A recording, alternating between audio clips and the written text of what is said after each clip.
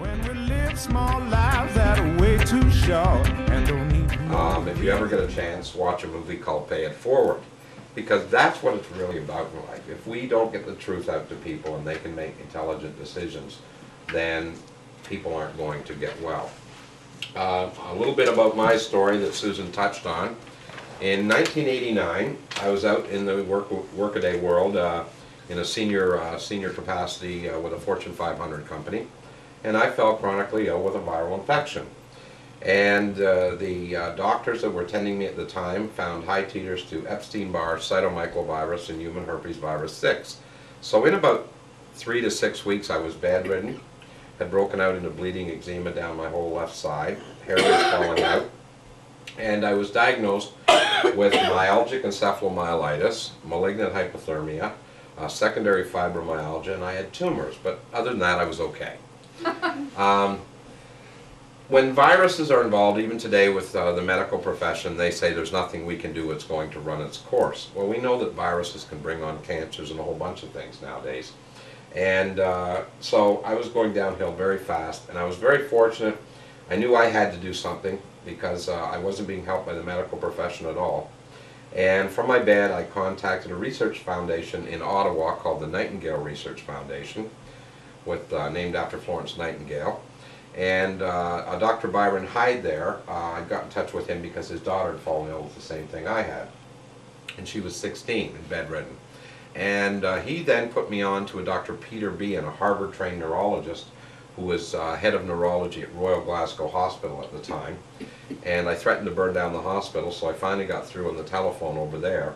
And he put me on to Dr. David Horobin. And they were just finishing clinical trials about to be published in the top neurological journal in Europe called Acta Neurological Scandinavia in Dutch, which I don't read. But they told me that I needed to get immediately on these long-chain fatty acids, both omega-6 and 3s. And I said, well, where can I get them here in Canada?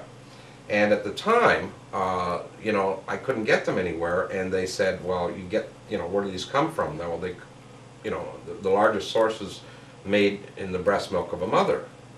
Well, being in my early 40s, I just couldn't see myself accosting women every day for some of these long-chain fats. So they were kind enough to send me over some pharmaceutical-grade evening primrose oil, something called Ephamol, and some cod liver oil. And in taking them the way they did, in about 3 months with a multivitamin, in about 3 months I was 9% recovered. And that set me on my journey to find out why siblings of mine had fallen ill after a fall on drugs and put on drugs, why a sister became schizophrenic at 27, why a brother fell ill with chronic fatigue syndrome, why cousins were in wheelchairs in their 20s with MS, why my mother died at 51 with cancer.